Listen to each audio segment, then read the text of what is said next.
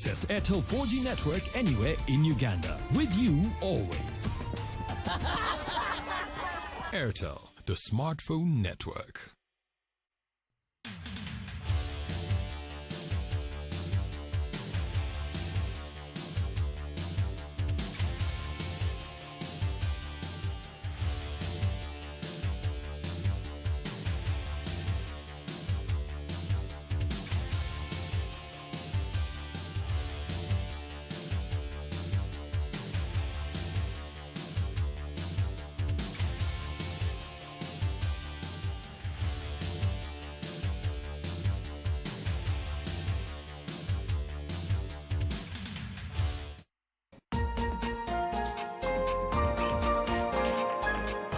Brought to you by Kachai. You see, any time is tea time. But what tea are you drinking? You need a tea that boosts your immunity to fight flu, that has high level of antioxidants which help you improve your memory and reduce signs of age and extra pounds. That tea is Kayonza tea, no matter how you take it, hot, chilled or iced. Kayonza tea has a unique natural flavor.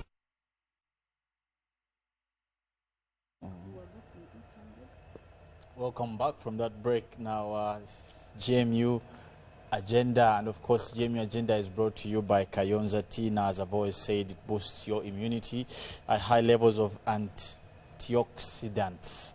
And but of course, also look at improve your memories, reduce the signs of aging, and also extra pound. It helps basically cut weight.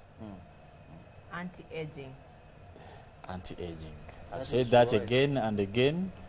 Robert takes about 7 cups every morning. That is why some of us, we've lived longer, we look younger than our actual age, is because we take Kayonza tea. You don't have to go and apply lots of makeup, struggle a lot.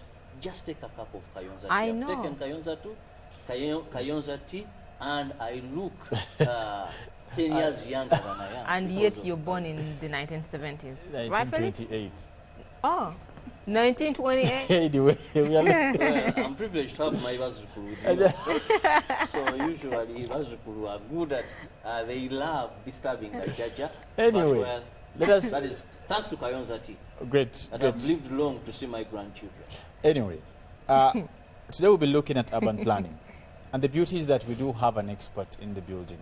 But before I bring in the Madam Amanda, let us also be joined by Rita Aliguma, Robert Chirawo, my usual suspect, and of course the lady herself. And I'll give her a chance to introduce herself to the best, because I may not bring out the best of her credentials. Madam Amanda, you're welcome. Thank you. Please introduce yourself to our guests. They would want to know who you are, the pompousness that comes with the name Amanda. Oh, no. Good morning, dear viewer. My name is Amanda Ngabirano. I'm an urban planner. I love urban planning, organizing spaces. I'm not responsible for what you see in your country, Uganda, our country. I'm also a lecturer at Makerere University. I love teaching, very much so, yeah.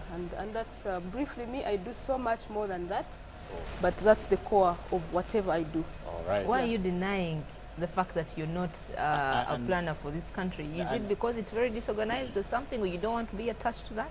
And actually, I'll tell you why you're responsible for what is wrong. As we go whatever. No, say it now. No. And you know, great and wise men say that the problem of countries or societies is not that the bad people are doing bad things.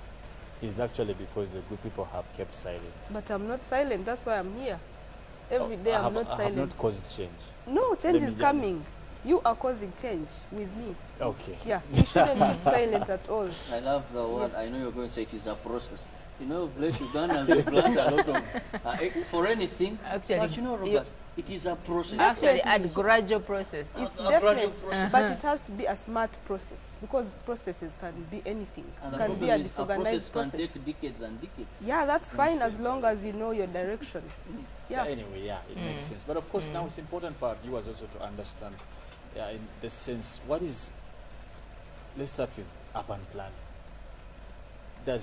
When you have the word urban, they basically mean areas like townships and all this. So what would urban planning be? Actually, it's physical planning, it's regional planning, it's town and country planning. It's a process that enables proper use of land because there are several functions that compete for that land. So if that process is not done, it means that some functions will have more space on land, excessive space actually. Some may have nothing, and then there may be a conflict. For instance, people building in wetlands, that's a conflict, housing and environmental natural resources. For instance, an industrial location being close to a residential location, that is possible if there is no proper planning, organization of space.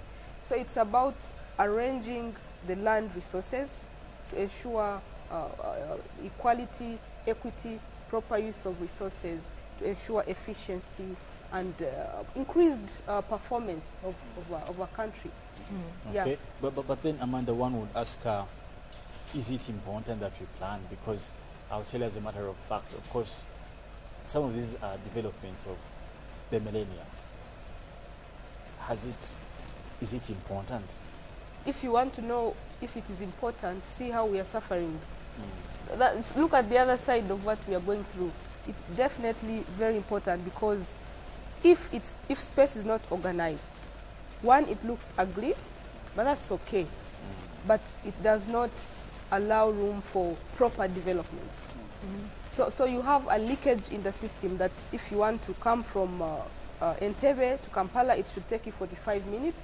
But because that space is not well arranged, the traffic and transportation was not planned for, you end up taking 3 hours. You have arrived, you have performed your trip has been taken, but you have lost so much. You have lost time, you have lost money, and you have lost your productivity time. Yeah. So if you don't plan, you have what we call leakages, and sometimes you have actually worse things like people staying in wetlands. When it floods, they die. I mean, that's something that is about planning. So it is very, very important. That's why it affects a country's development. Because a planned country, a planned region performs better in terms of accessibility, economic performance. When it's agricultural land, it's purely agricultural land, and it's productive, it's intensive. If it's housing, people are happy, they are healthy, they are not falling sick, they are not congested. So they are actually more productive. If it's about traffic and transportation, people are spending less time in traffic, they are spending less time, Less resources. Yes, and then there is less air pollution. So over time, the country can generate more revenue and also minimize expenses and wastage. So it's very, very important. And definitely it looks ugly. The space looks ugly. You can tell. Okay. And that alone, like Kampala, that costs, exactly. Okay. That costs a country its international image, the reputation. Exactly. Oh, yes. Now, our Uganda, the Pearl of Africa. Yes. It's still a pearl. The Yes. pearl will always be. A country actually I'm very proud of. Yes. I don't think I can live outside Uganda for more than a month. I would get sick, honestly.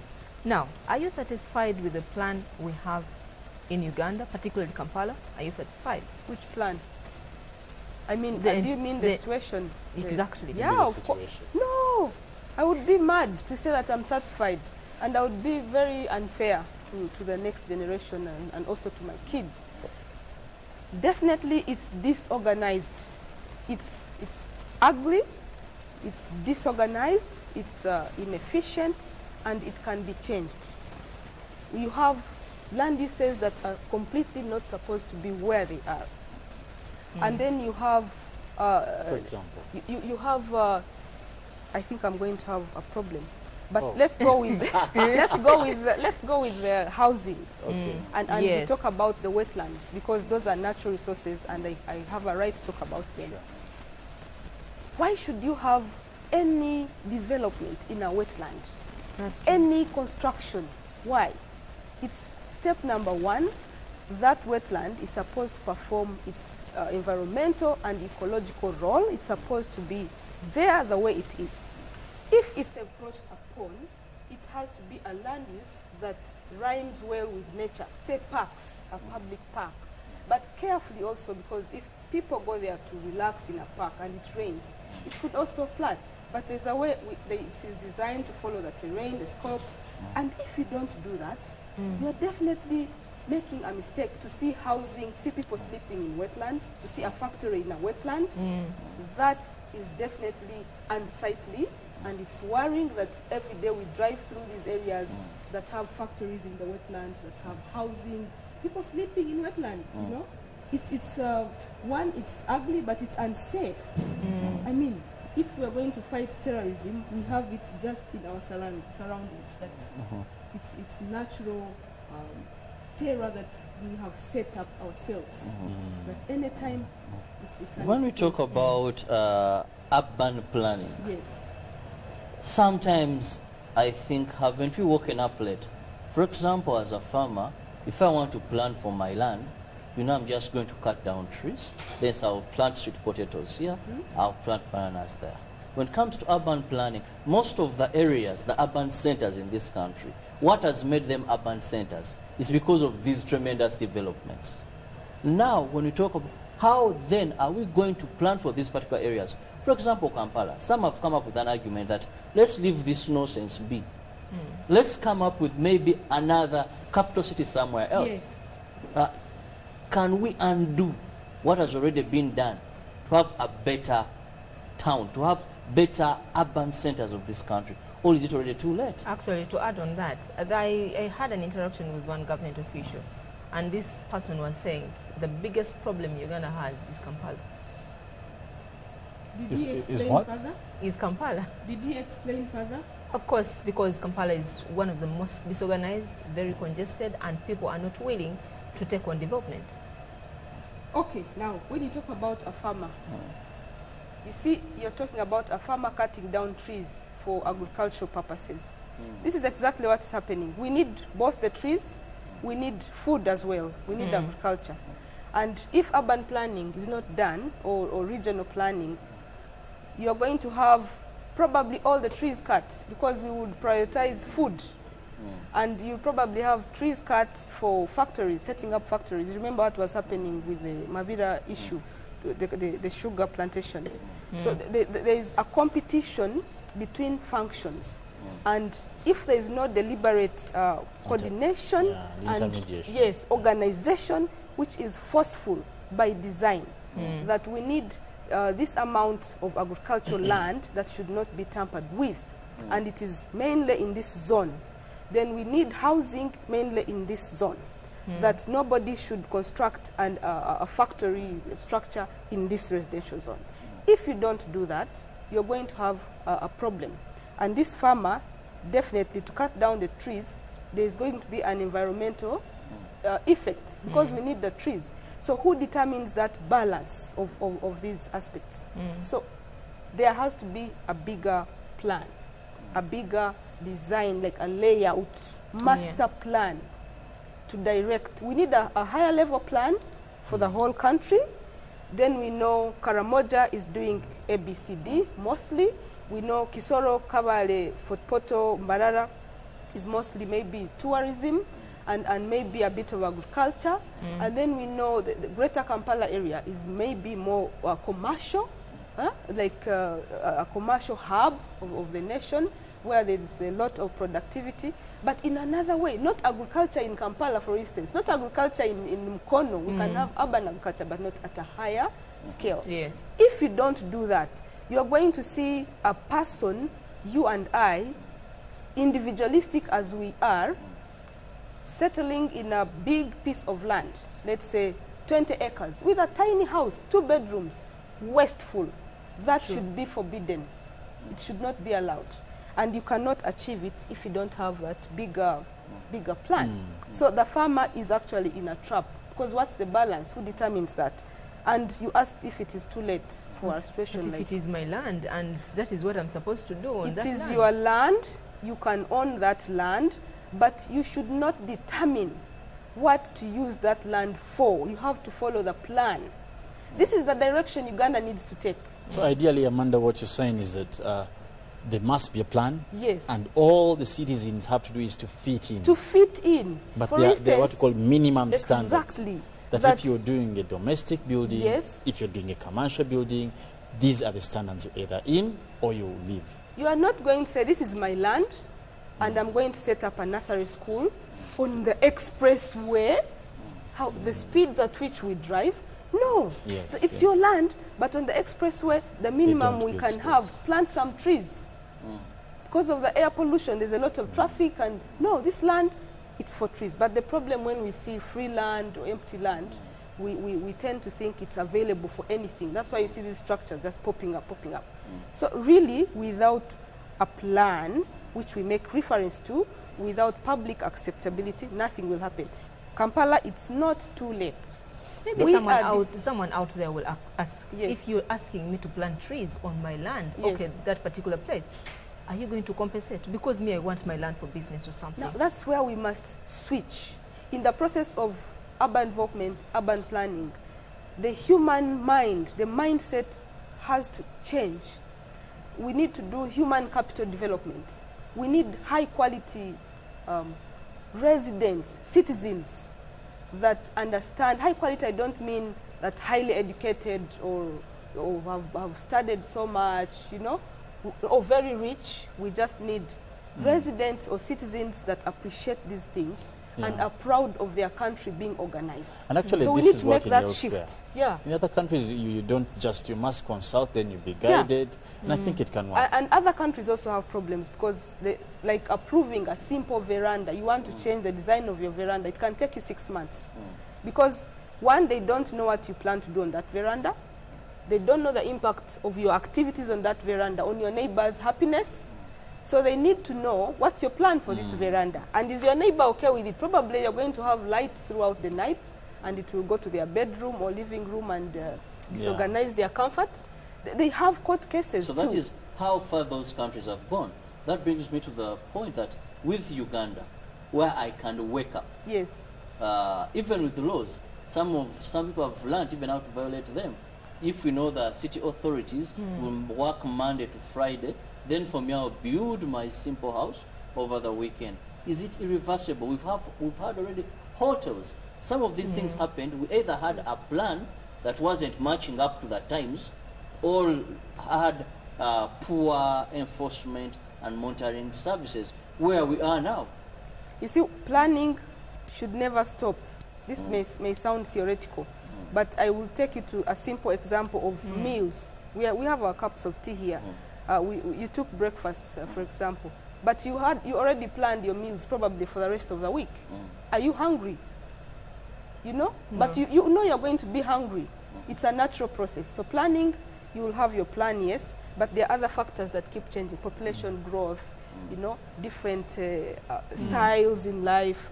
And then you have urbanization that is happening, which is not bad, by the way. So it has to adjust, and we have to project and replan, come back. This is what Kampala did not do. So the enforcement bit which you are talking about, it has to be part of the planning process. Enforcement, maintenance, checking that actually developments are taking place as per the plan. But where is the plan? And what should people do? Because Developments you cannot stop them. Yeah. So with or without planning, developments will happen. actually, what happens in Kampala, Yes. to the little of my knowledge, is that people purchase a plot, and the only thing people in Kampala do is construct arcades. Arcades, no parking in the road. I know. It is a mess. So you've talked about And these buildings are approved. Of course. And they're up in about a month or a month and a half, and business is Also running. not forgetting, as much as some of these buildings, when you go to the initial plan as approved by KCCA, it's different from what is on ground. For example, KCCA will approve an arcade with a parking in the basement. If you go to these arcades, the parking on the basement, as it is per plan, is now there are also stores Exactly. Underground. And these are some of the challenges that we you find. see- And probably, do you work with KCCA? some projects not Most working certainly. with, but supporting, like the walking and cycling activities, the infrastructure. Even today we have a meeting at 11:30 about it. So I respect that they were trapped. They found a mess But I still see that things are going wrong. Things Exactly. are still going That's the other way. That's the challenge. I also see that some things, I think people are scared to delve into confront, them, to go into it. But if we don't go into it, the public will not know that actually there is something we call organizing space for their own interest, actually. Because you see, if we don't organize space, the poor in some countries can even lack where to stay, because the rich will have that individual drive and kick them out. That's how you see them going to the wetlands, because they have nowhere else to go. But if you have a plan and the public respects the planning process, everybody in the public will be taken care of. The low-income earners, and it will be organized. We've seen housing that is not for the rich, but it looks decent, and it's orderly. You can access their homes, and they have services, they have utilities. It's not a luxurious house. It could be one room, one living room, one bedroom, probably a shared bathroom with a neighbor, but it's decent, and we've seen this. So if we don't have that kind of plan, you will have the poor lacking everything. You'll have people being unemployed because agricultural land has been eaten up, or it's not available because someone has gazetted it for their own interests. You will have industries not being sufficient. You don't have industrial land. Do you know Uganda has so much land and at the same time doesn't have land? Do you understand that statement? Because it's not available. You need to do intensive agriculture. You want to go and put machines in a place and do production. You don't have that land. Really? And it's available. But is it yours? Who is going to set it free? You know? So the planning process, if we respected it, we would actually be far, far, far ahead as a country. In your submission, you've used the word "if," in case we do. My concern, and I think the concern to other viewer watching this show this very morning, is, okay, we are here. How do we move from here? What do we need to correct? First, we have to accept there is a problem. There is a problem. Okay. And we should be ashamed of that problem. You can see that we have lost the sense of pride. We no longer have, we call it the civic pride. You just build anywhere. You build in the wetland because you don't care, nobody cares. So that attitude has to change.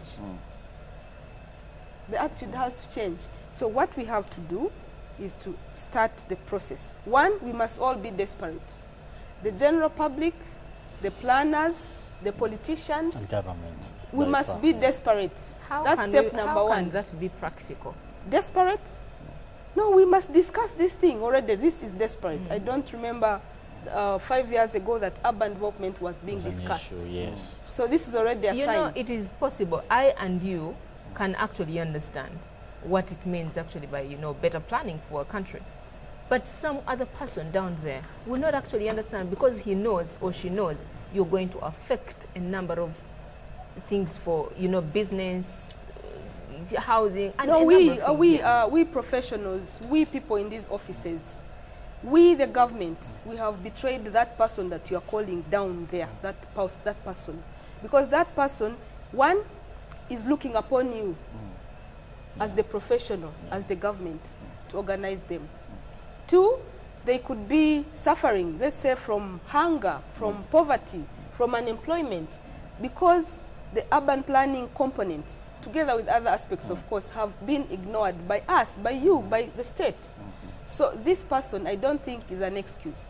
And the problem is on the other side. To supplement, is the good thing with poor planning, if you don't plan, we've begun feeling the pinch, both those that have and those that do not have.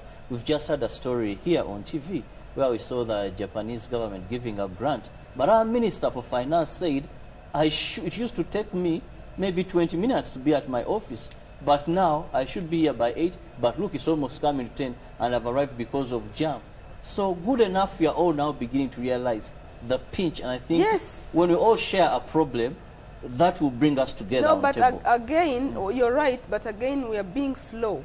And that brings back what she had asked earlier, that someone said that Kampala is the problem of Uganda, because everything is a mess. It's centered around here. And but Kampala was choked.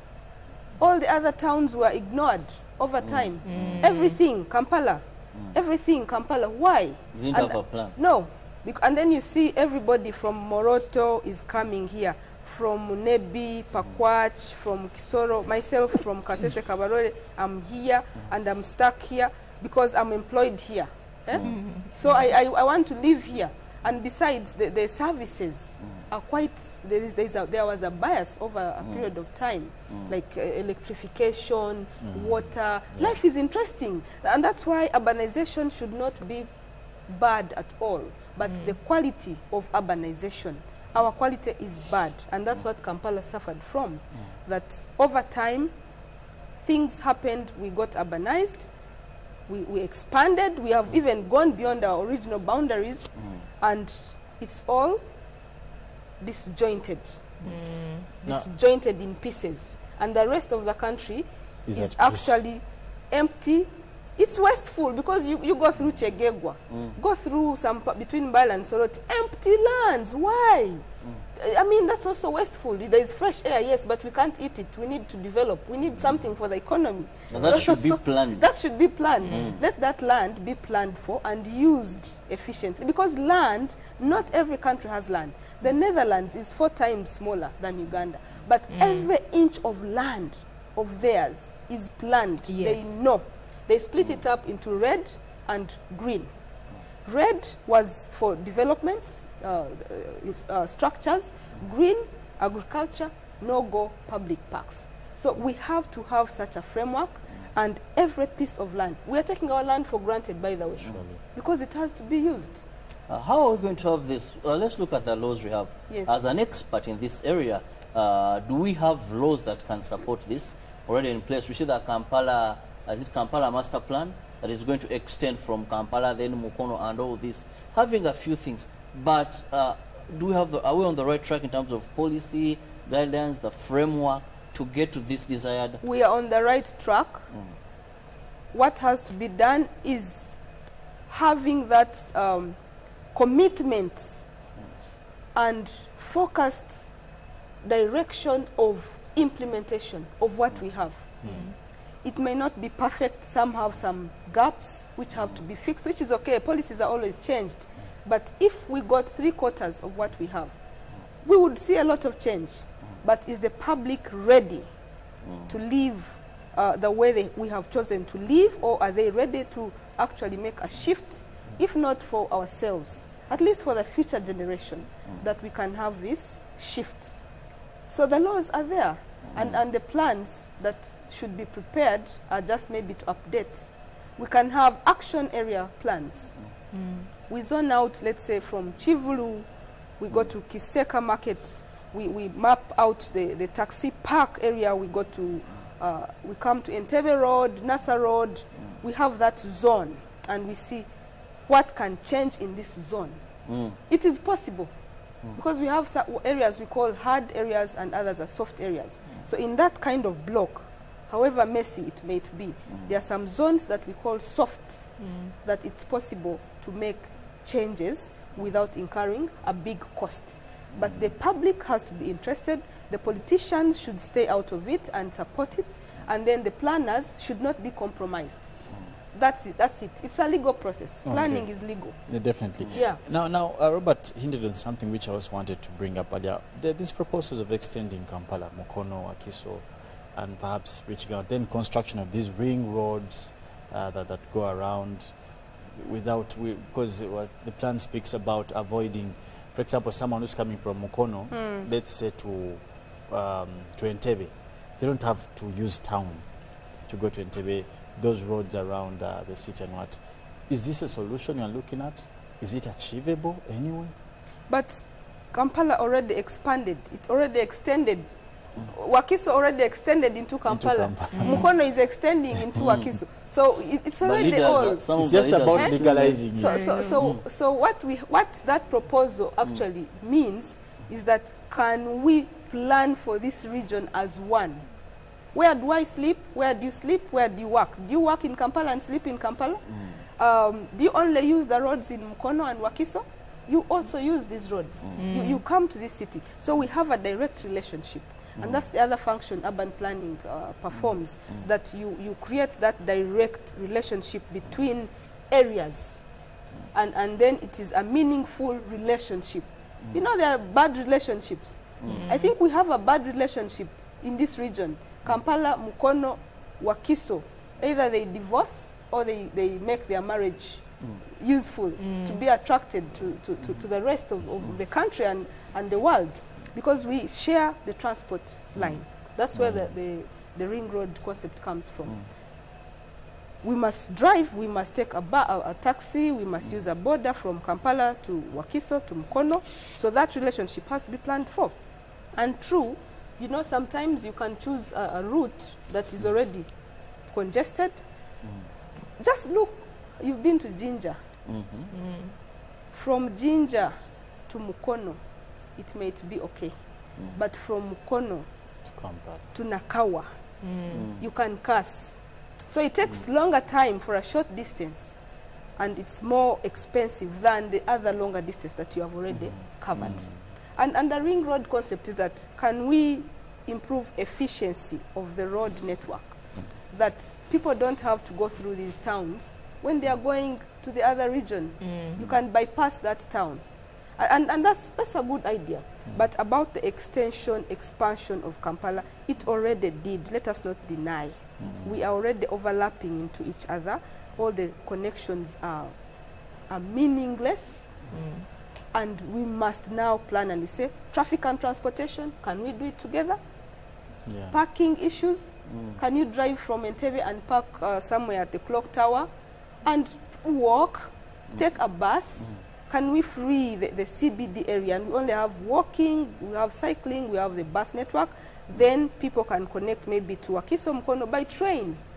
You know, and that means Wakiso and Mukono and Kampala have to sit and agree and say, look, we must improve. But you see, the public must be behind that drive.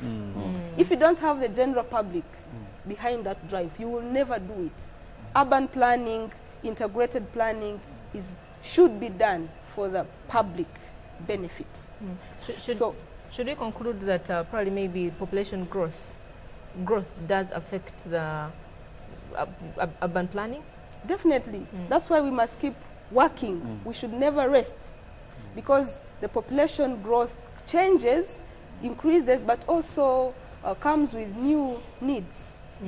Like now, when I look at my students, I wonder, where will they stay after they have graduated and gotten employment? Is it in the slum that we've been talking about? Yes, probably yes, because the rent is affordable. And is it only about rent? It's about decency. Is this Ugandan student going to be proud of his country, that I have my degree, I have earned my money, I need to stay in a good house, and then you end up in that ghetto? Because that is what is affordable. So now, can we have a way of considering that kind of aspect? Where will these people stay? So this is already, maybe 20 years ago they didn't mind that much, but now the class of our children has changed. They have standards. They have watched a lot of TV.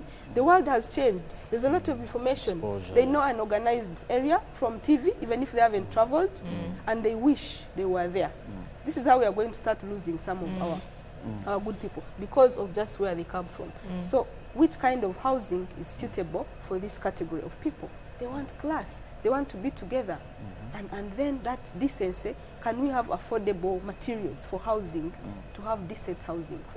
Things keep changing. What about bills? Can we cut their bills and we ensure that our housing, for instance, has natural lighting or maybe solar, you know, so that they can cut down on their bills and have money for their own happiness and investment? You know, all that thing is like that. That's how urban planning is. Very important. Yes. Now talking about the slum.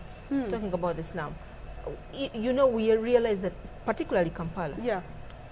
You move from this place and the next place is a very good place, then the next one is a slum. You cannot actually move like 2 kilometers or even 1 kilometer minus seeing a slum. Is there any plan for... This is, for example, in Naguru, there is a very posh upper... Then, it's a terrible below slum. it is a terrible... You go to Ntinda, same thing.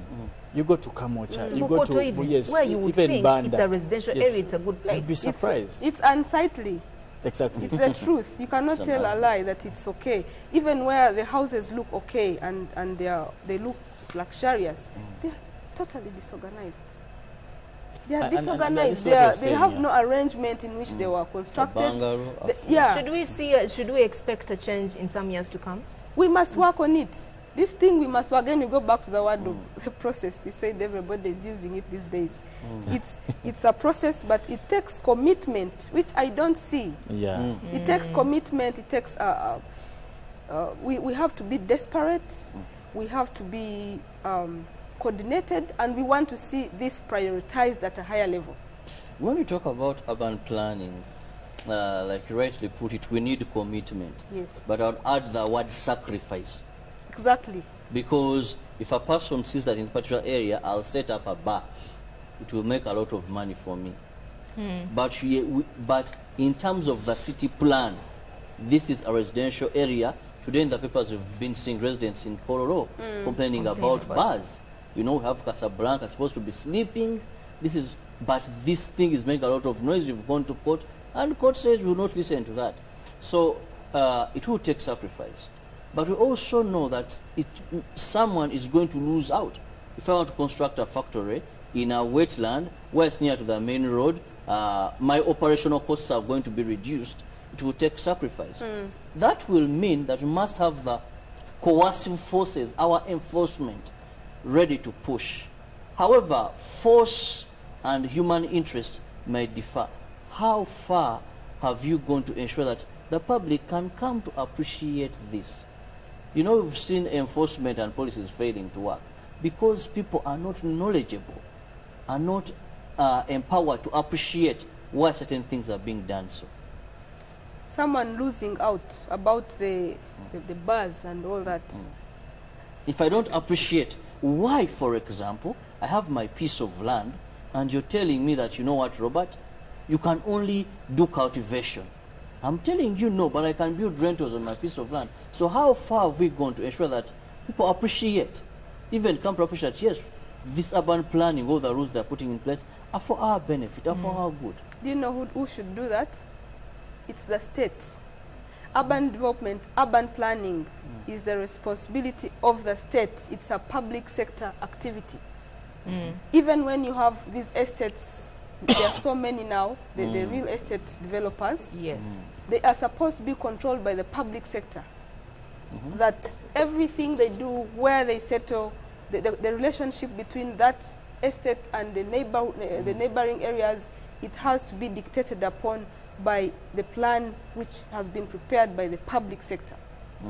So if you don't do that, this is how you're going to see someone saying, I don't want to lose out. This is my business. Yeah. I've bought pieces of land in Chanja and I want to put them together and set up an estate. This is my business. But come on, what's the traffic and transportation impact of this estate in this neighborhood? This is my plot. I'm going to set up a shopping mall. This shopping mall is in a junction. And this is my land. And this is my business. That business must stop. Because that mall in the junction is going to choke traffic. The mall with that parking that you talked about, the basement and everything, the functionality of that area will go down.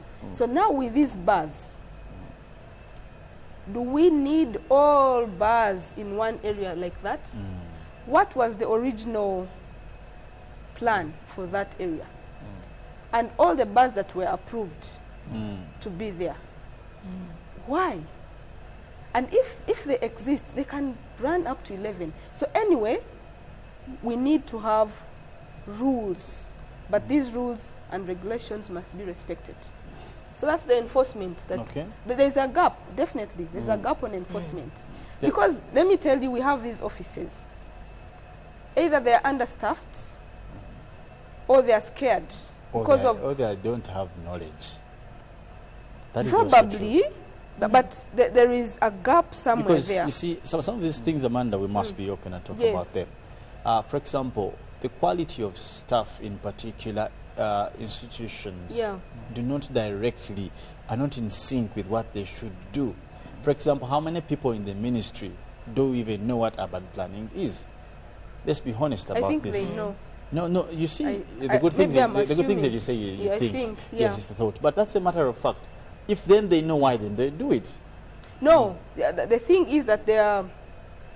That's why I keep talking about the public, the technical people, and the politicians. technicality is Yes, involved. there is a Government wants to renovate the new park. yeah. There Then a has, politician stands and says, No. "Temuja budget."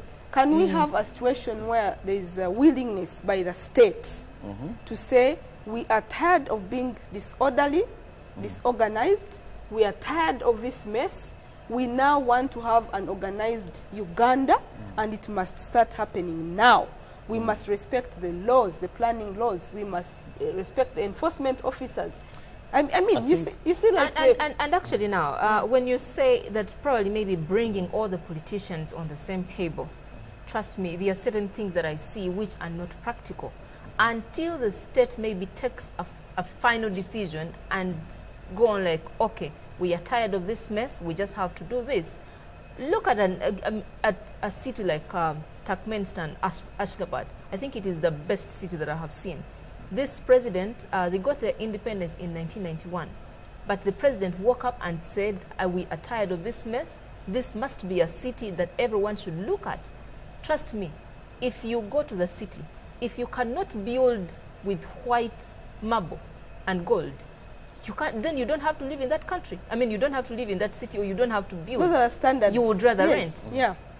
And how is that practical to Uganda? I think the first thing we need to do is, first of all, remove elections for about 15 years. No. Because, and I'll tell you why. That's Because again too political. I'll tell you why.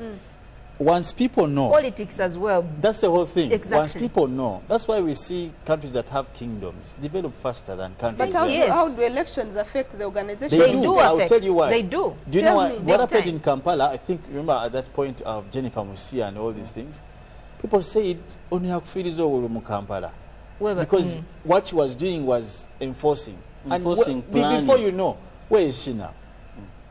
Because of politicking, left, right, center. Because here people And live yet for the where they woman get was votes. doing a lot. When you talk about border borders in Kampala, no, tobogera balonzi bamze. When you talk about tax people, well, that is a challenge. And with that kind of mentality, that because the politicians will only come in because they are thinking about the next election. So now this is what I is need to going to be happen. Exactly. So Ugandans, we are going to decide how we want to live. The whole country is going to become a slum. And Because it's now yes. growing, each Yeah. town is growing outwards in a disorganized way, and we are going to become a slum. So we are now at crossroads, if we can go by what you just explained here, the political dilemma. We must take a decision, and I mean the leadership. Take a decision and know where Uganda should go in terms of urban development, in terms of urban planning. Because we have seen the loopholes, the gaps, we have suffered enough. And it's going to get worse. You know, the other day I was driving on Acacia Avenue, and I spent 2 hours from Fairway roundabout to reach that area where the bars are, the Yeah. big mics, and I even Cement. I parked the car, locked. And walked. I stood by the roadside on the walkway and I observed. I wished I had a chair. I wished I had a cup of coffee. We are getting there. We are going to start moving with toothbrushes and brush and dress up from the car in the traffic, because we are choking. It is not necessary. We are choking, and you get simple rain, we flood. We are choking. You know, we are actually lucky. When you see how disorganized the houses are in this city and also in other upcoming towns, there is a risk of one catching fire and the whole thing is gone. Yes. There are some things I look at and ask myself, do we need all these schools in the greater Kampala area? No. Why more schools? Do we need all these petrol stations? Why allow any more petrol stations? Why? And the funny and thing- can't we organize this? You know, the But funny then thing is that the other question Why? would be that do we need these, but do we have laws that should be followed? Yes, we do. For example, do we have laws that regulate petrol stations We in Kampala? we do. You got the ministry, you go to NEMA, you'll find them, they got the There's a Ministry of process, Energy. yes. But There's what a is process. happening then? So we, Why Why are they these- approved? that's Why- why I'm telling you we are at crossroads, and Uganda must be firm and take a decision. I will use an example of the Netherlands again. When they discovered they had gas, they gave a very huge percentage of that money to urban planning. That's why it's one of the world's most planned countries, to the detail. And so Uganda must now decide where is our next biggest budget going. Because urban development, urban Security. planning, if you don't plan, you are not secure as well. Security is not about guns. Because you talked about not fire, and I'm about thinking cameras. about Kampala Road. In case one building caught fire, that means because they are all joined. Completely. That's You a cannot- how do total how do mess. you work with that? In fact, let me tell you, we are betraying the people of this country. This sounds like it's a political statement, but it's from an urban planning perspective. The attention that urban development deserves, it's not getting it. It's not only in Uganda, it's most of African cities. And this must change. I wish Uganda can take a bold step. I call it bold because I know those challenges, the political challenges, the mindset of the people, and also the finances. Uganda has to take a bold step. Let us go into public-private partnerships. Let us sensitize people about this. People actually plan. Do you see pit latrines in villages? They are 30 meters away. That's a plan. There's a reason why. The rubbish pit, there's a reason why it's far away. People plan. But can And we do have the space. Yeah, they have We the do space. have the space Can in we this have a direction of where we want to go? When you don't have a sense of direction, you will end up going everywhere. And that's why you see on our space, you look outside. This building, you're lucky. But like my office at Makerere University, when I look the other side, I want to just put like a black curtain. You know, because the view already makes you choke. It's You fall, you get stressed. Imagine. Yeah. So actually, I'm thinking of doing a research of testing the impact of the environment site. on the heartbeat, the human body response. Because when you go like to Owino Market, as you cross the road, what's the reaction of your body, your heart, and what's the impact of that on your health? Unfortunately, we have people that are used to what can choke the other. Anyway. Well, actually, now when you But, talk about but that, by the way, importantly, it is Amanda, something that I've always said that, first of all, me, if I'm to live in a particular place, I first look at the environment. Is it going to motivate me actually to even wake up and There are do some things you can't Exactly. explain. because you have psychologically. the ability to have choice. That is also another issue, you have the ability. But Amanda, one of the things that has come out in your submission is, much as we crave for more, I want to understand that we have in place, why are we failing to use it to at least get to desirable levels? Like you mentioned, that we have a policy Yes. to govern fuel stations here. We have a policy to govern most of these things. Before you crave for bigger policies, why have these ones failed? I think it goes back to the Simply theme. political will. We don't have the willingness to get out of this trap. And it's a shame, again, I say it. Because we can't live like this. You know, you're walking, and when it floods, you see all the pipes bursting, and you are in that stuff, you know. It's your stuff, but you don't want to interact with it at a certain level, stage of its you know, disposal. But then I just see nobody is bothered. But Kampala alone set aside, what actually hurts me the most is the other urban areas. The new ones, they are also being killed. There are some, I've been to Bujumbura, and there's a big slum in Bujumbura. It's called Buyenzi. This slum is a slum. But this slum, you can never get lost. The streets are named, they are numbered, the plots are numbered. Can we have at least a plan to show that we are organized? Can we organize our slum? We open access. We have some gardens, parks to bring people together. Where are the public gardens? And can we focus now more on the virgin or the new towns that are not yet messed up? Can we see the government actually desperate to do this? And putting in money, commitment, enforcement. Of course, corruption, we hope it doesn't stand in our way, because the government can prioritize it and give it enough budget, and again, the money just disappears. So the public has to be empowered to demand for these things. Wow. Yeah. Thank you so much, Amanda. I don't think we could add anything to that because our time has run out. But we must say that there was so much to learn. So much to learn. And we do hope that the people in charge of this country, and particularly the towns, please do something. Let us have the will. Let us not be corrupted. It's important that we understand that this country belongs to us at the end of the day. Now, also must say thank you so much for watching Good Morning Uganda and watching Jamie Ajena. And also this particular segment is brought to you by Kayonza Tea. Now, we'll take a break. When we come back, we have our quote for the day, and later Ruben will come on with sports. Good morning.